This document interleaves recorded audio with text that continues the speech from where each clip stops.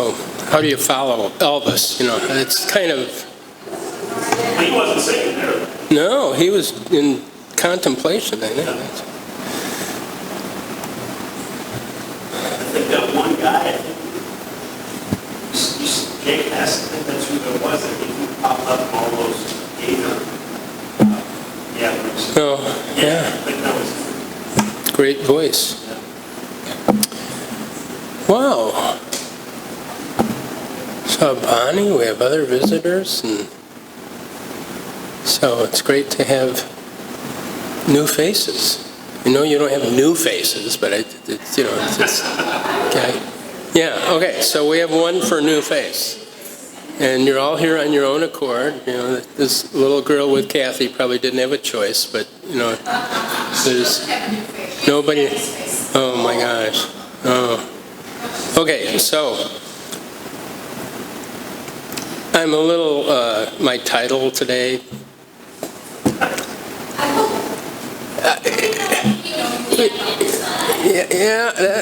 You got it. That was it. Yeah, and strangely, I finished the sermon, and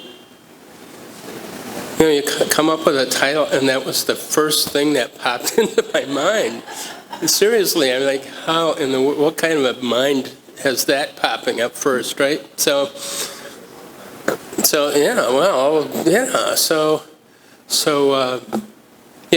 I went with it, and see me after if that's a problem. As I'm running out the door, right? No. Okay, so our passage this morning this is a great passage. Mark 8:11 through 21. 1073.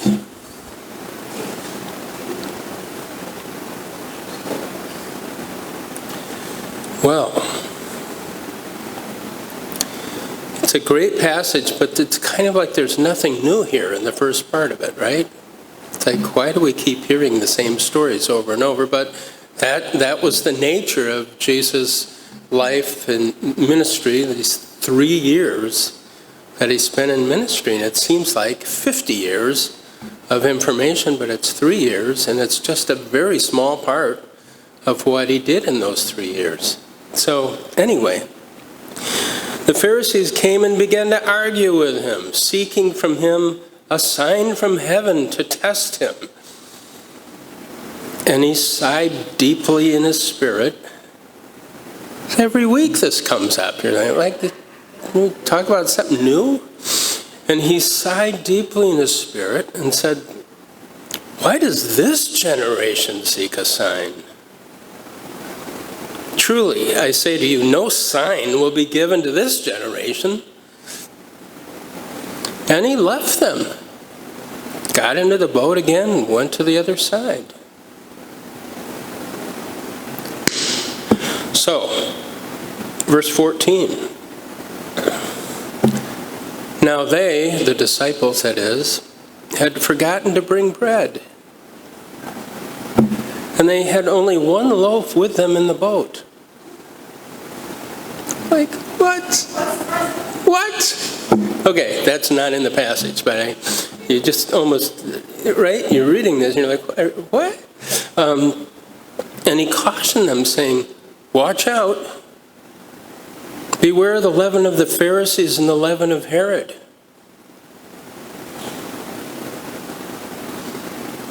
And they began discussing with one another the fact that they had no bread.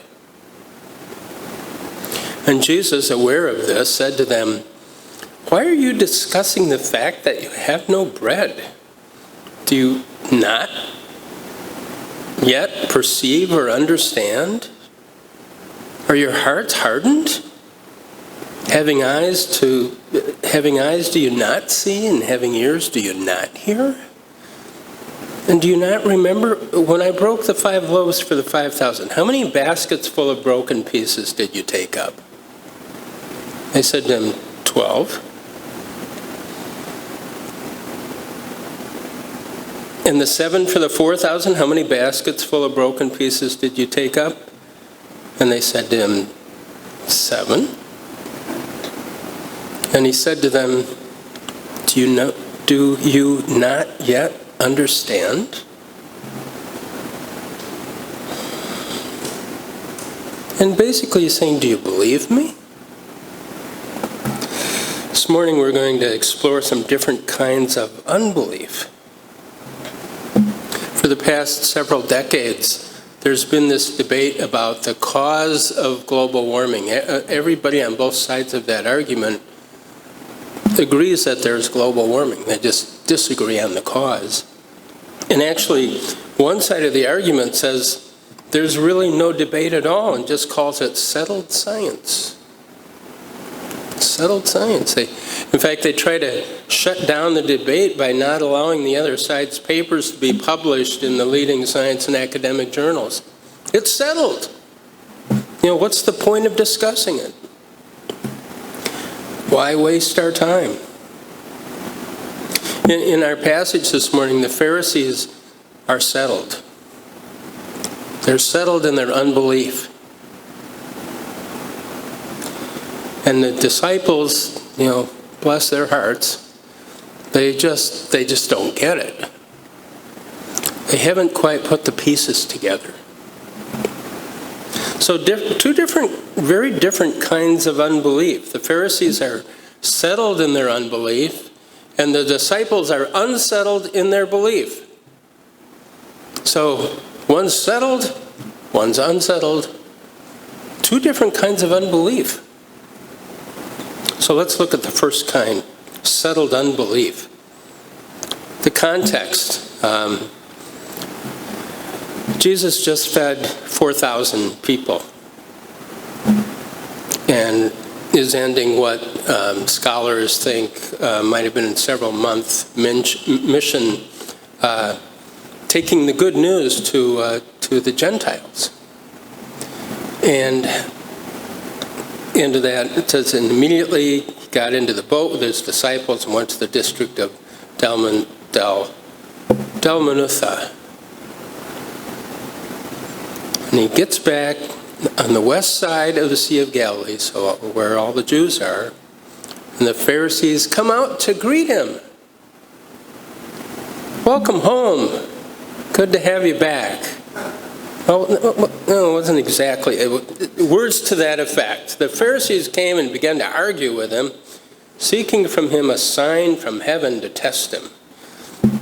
They were ready for him. They were ready for him. All they wanted to do was argue with Jesus. They wanted to trap him. There were plenty of signs for the Pharisees to see, but they had ignored all of them. Jesus had healed diseases and cast out demons, controlled the weather, stopped storms, made a miraculous dinner for thousands of people a couple times, healed the deaf, raised the dead. I don't know. You see a sign there? No, we're looking for a sign that we make you do. Appease us. And with the Pharisees, Jesus, he does two things. He denounces them, and their attitudes just affect Jesus. And he sighed deeply in his spirit. Now, if you'd been here the last few times I preached, that comes up every week. Sorry about that, but it's in the passages. Jesus is just getting so frustrated. And it's this recurrent theme. And we see it over and over. And part of it is discouragement, part of it is anger. So Jesus has just about had it with these guys.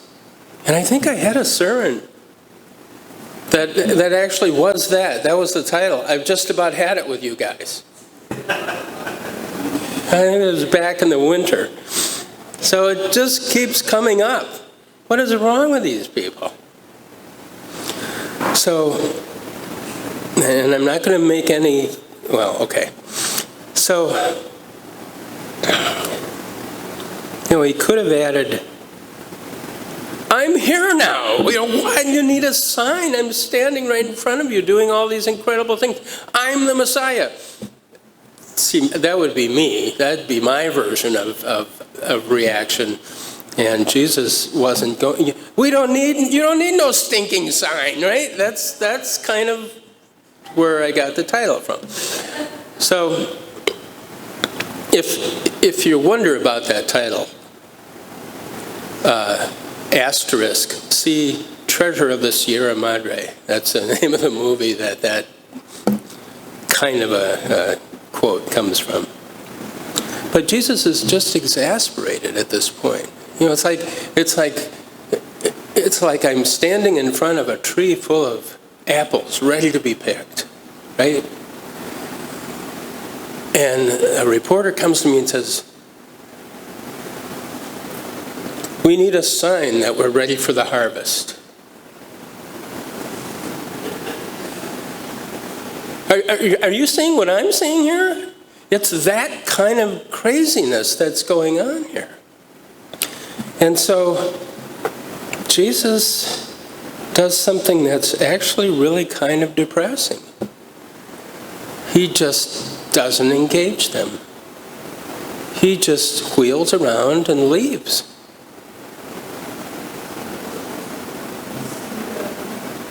That's really ultimately pretty sad. They're so settled in their unbelief, there's no shaking them. They just want to fight. They don't want to grow in faith. They don't want to be open to the Messiah.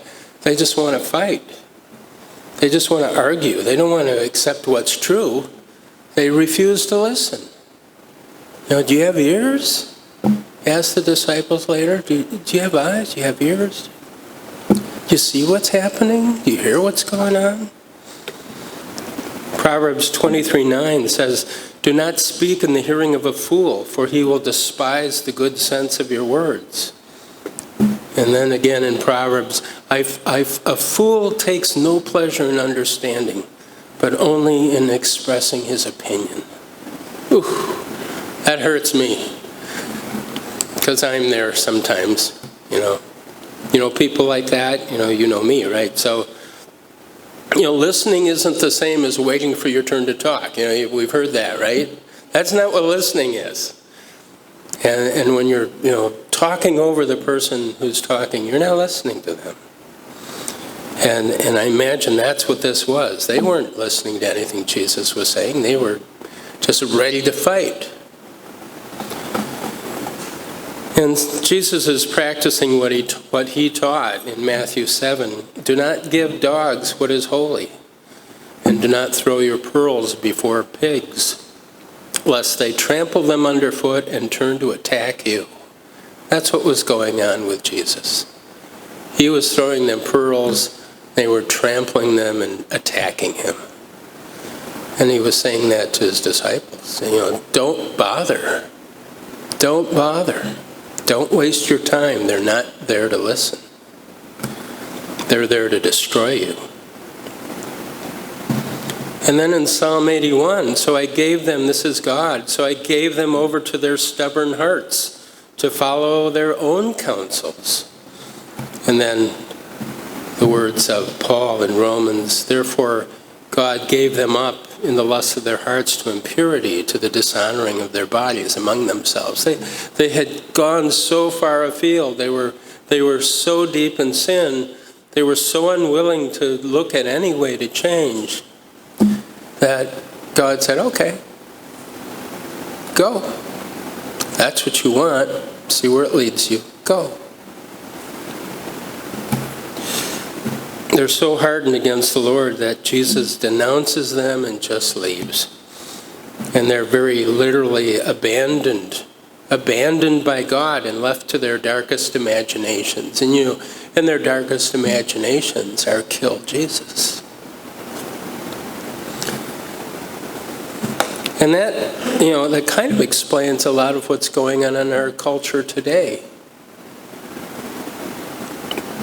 One pastor puts it this way: no one goes to hell because God sends them there. People go to hell because they refuse to turn from their sins and believe on Jesus. God doesn't send them there. It's not a mean God. It's their choice. Then we have the disciples, who, they're the closest companions that Jesus has. And they still have a hard time believing him, even when they're in the middle of these miracles. They're not just, oh yeah, this friend told me this thing, I can hardly believe it. No, they're the friend telling the friend. They're there. And they're right there watching it all happen. And the Pharisees are just basically, phony holy men. They're phonies, and they're settled in their unbelief. But Jesus' disciples, they were very different. They just didn't quite get it. They hadn't put the pieces together, and they were unsettled in their belief. They weren't settled in their unbelief, they were unsettled in their belief. So one group settled in their belief, the other group unsettled in their belief. And it's as though they're saying, we're trying to believe, but really, all this is pretty unbelievable. And you can hardly blame them. And I often, as I'm speaking, I think, if I'm in the situation the disciples are in, I'm right there with them. I'm just as stupid looking as they are. And some people say, oh boy, those stupid disciples. Are you kidding? Are you kidding me? You put yourself in that situation. See what you think. There's this thing that moviegoers employ when they're being entertained. It's called suspension of disbelief. Suspension of disbelief. And it's not a bad thing. You go to a movie that's unbelievable, and you're like, oh, this is cool. This could happen. No, that could never happen. So for the sake of enjoyment, people in theaters, they'll intentionally avoid critical thinking and logic. It's just entertainment. Nobody's being hurt here. And then in the moment, you're like, oh yeah, wow, get that guy, and then you get home, and you're like, wow, that guy got punched like 600 times in an hour and a half, and he still had perfect teeth at the end of the movie. So, yeah, and I wonder whether this might have been the case with the disciples a little bit, not the perfect teeth part, but as long as they were with Jesus, they were amazed at all the healings and feedings of thousands of people and calming the weather and raising the little girl from the dead, and as long as they were with Jesus. But when they got alone together, apart from Jesus, and were debriefing together, they thought, did that really happen? That's impossible. And there must have been, there must be some other explanation. Nobody's going to believe this. And of course, when they're apart from Jesus, they're really susceptible to the enemy's temptations of doubt. Same with us. We have this wonderful experience with the Lord, and then,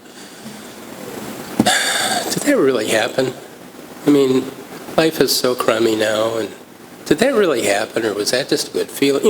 We talk ourselves out of the good things that the Lord's done for us sometimes. This was a chronic problem, but it's a fair question. Again, in the disciples' behalf, how do you deal with an alternate reality when the reality you've known and experienced all your life is so radically different? How do you deal with that? How do you tell anybody about that? It won't make any sense to them.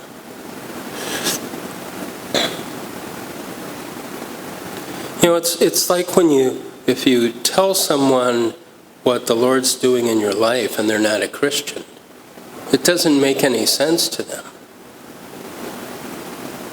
Because they're like, well, you were just lucky. Or what else was happening in your life that was the real cause for your happiness? Did you get a raise? Did you get, there must be some other explanation. You can't just have a peace about your life when it's so crummy right now. Jesus just turned these people's lives upside down. And Thomas, of course, Lord, I believe, but help my unbelief. I see you here. I see you standing in front of me, like the Pharisees saw, and I believe. And then, of course, Jesus showed him the nail prints in his hands. No, I'm real. I'm here. Believe. So, back to our story, verse 14. So they'd forgotten to bring bread, and they just had the one loaf. So, they're probably all sitting in the boat. This isn't like a cruiser where one's on the Lido deck and they're all smashed together in this boat. And they're probably sitting there blaming each other, and because there were 7 baskets full of bread after the feast, and nobody bothered to bring even a couple loaves for the trip. It's kind of. But again, I think it's likely they're in this constant state of bewilderment. These big events, and it's kind of hard to think straight. Probably all they can do to find the boat and get into it. Like, wow, we found the boat. That was remarkable. So remember when Jesus fed the 5,000, he made them get into the boat. So same thing, they were probably pretty useless after seeing 5,000 fed. Can you imagine yourself like, what just happened? And you're in a daze. What just happened? One loaf of bread for 13 people. And I don't know, but some of you women might be thinking, okay, it was all men, they didn't pack the essentials, not surprising, right? Yeah, I brought my swimming suit, well, didn't you bring underwear? No, I guess I forgot.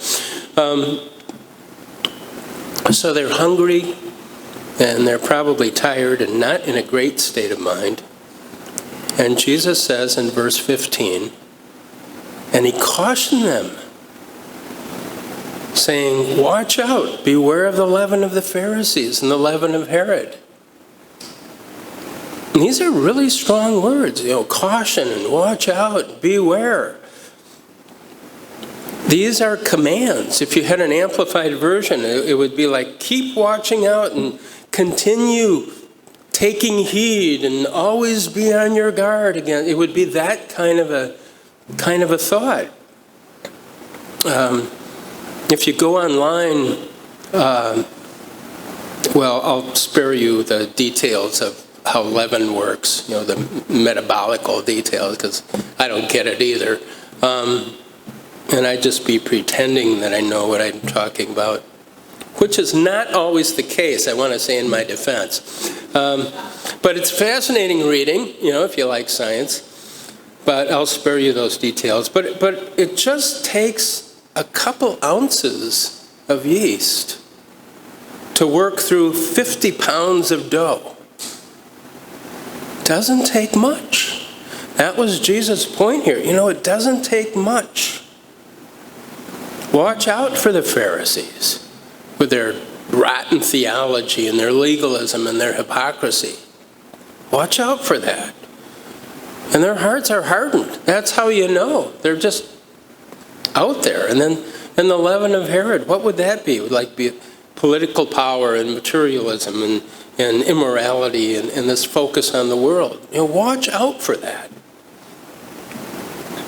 And you think about these things when you look at the church today. Now, even after I made my title, I'm like, now I'm saying this, and I brought my title from a movie. But, worldly influence in the church.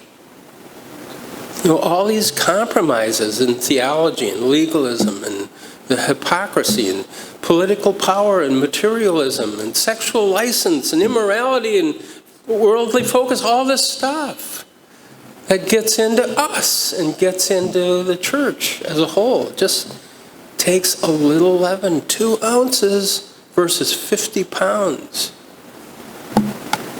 Watch out for it. Jesus is trying to take the disciples deeper into the issue. And they're all wrapped up in the fact that they don't have enough for lunch. They're like, I'm really hungry, and what are you talking about? And so they're talking about, we don't have bread. And Jesus is asking them this whole series of questions. And Jesus is aware that they're just thinking about lunch. It says it right in the passage. So, teachable moment here. And I can imagine Jesus picking up this loaf of bread, as this kind of visual aid. And I'm thinking the disciples are like, any of you have dogs? Okay. All right. So, when you're eating supper and your dog's there, they watch the food go from your fork to your mouth. I mean, they're like, I'm thinking that's the disciples here. They're like, don't drop that bread in the water, So he's got their attention. He's got the bread. And so Jesus has this perfect teaching moment. And he appeals to three things. He appeals to their heads, their hearts, their hands. Three things. Remember, the first one is remember God's power. Remember God's power in your head. People say, oh, he's just in his head all day. Well, your head's really important. Your head's really important. First two questions, and he throws all these questions, rapid fire questions at the disciples who are just thinking about lunch. But he keeps asking them question after question. And he says, why are you discussing the fact that you have no bread? Oh, because we have no bread. Why are you, so that's a no-brainer. But then he says, do you not yet perceive or understand? And he wants him to think more deeply because they've misunderstood his message. And that word understand, it literally means putting things together. Like a puzzle, like that new desk you got from IKEA. I bought a new desk from IKEA. It came in 800 pieces. But I've got the desk. And that was kind of the situation with the disciples. They had Jesus, but they were putting it all together, and it was kind of complex. Two more questions directed to their minds in verse 18. Having eyes, do you not see? Having ears, do you not hear? And do you not remember? Do you not call to mind? Do you not call these things to mind?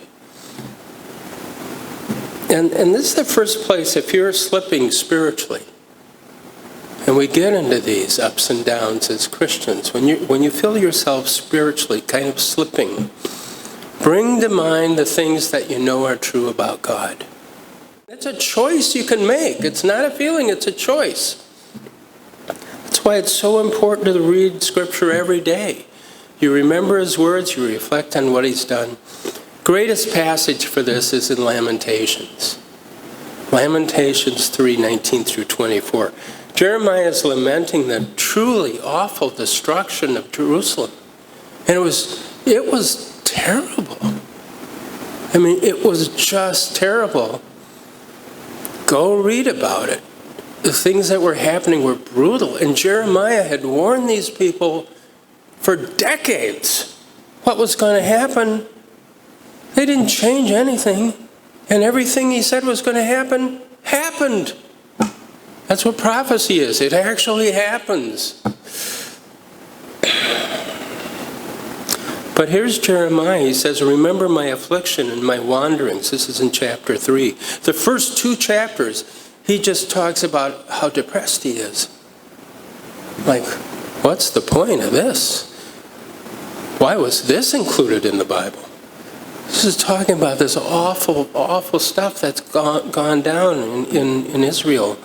Remember my affliction and my wanderings, the wormwood and the gall, my soul continually remembers it, and is bowed down within me. My soul is bowed down within me.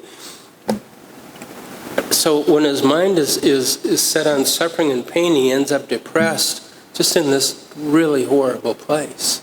And you can hardly blame him, right? He did everything he was supposed to do. And then verse 20, he forces the facts to come into his mind. And then he says, but this I call to mind, and therefore I have hope. So this hope emerges, but not until he disciplines himself to remember what's true. And then it's tremendous passage. The steadfast love of the Lord never ceases. His mercies never come to an end. Great is your faithfulness. We should sing that right now. Great is thy faithfulness. One of the great hymns of the church. The Lord is my portion, says my soul, therefore I will hope in him. See, the profound message here is that even though nothing in the situation changed, it was still horrible. You know, the sea didn't open. There was no army of angels that came to rescue him. He wasn't delivered from the lions. None of this happened. But Jeremiah remembered the truth of God. So in the middle of the worst situation, Jeremiah still remembered the truth of God. When your faith is faltering, force your mind to focus on what's true. That's a choice you have. Like, well, I don't feel like it. Well, maybe if you don't feel like it, then you're not allowing yourself to have peace. That's not God taking you away from you. That's you choosing to not have it. Think how different that is. The second thing is reflect on God's purposes. His purposes in your heart. Reflect. So, one is think, the other, this reflection. Jesus says, are your hearts hardened? Are your hearts hardened? Can you not reflect? Can you not remember these things? Can you not have this sense? See, the ones like the Pharisees, the ones who are settled in their unbelief, they have hardened hearts. They're not going to change. There's no hope for them. But it's possible for followers of Jesus to have hearts that have become hardened as well. Doesn't mean you're not a believer. It's a different thing. It's this 2% that's infected you like that yeast. Easy for people who've been Christians for a long time to get kind of defensive, about, what do you mean I have a hardened heart? I've been in this church for 40 years. How could I have a hardened heart? I've given, I don't even want to say how much I've given, but I've been really a giver here, and yeah, I've been in power. No, not power, I've been in, no, not control. And they're kind of hemming and hawing. Okay, that's all great. You've done a lot for the church. Wonderful. But so what? So what?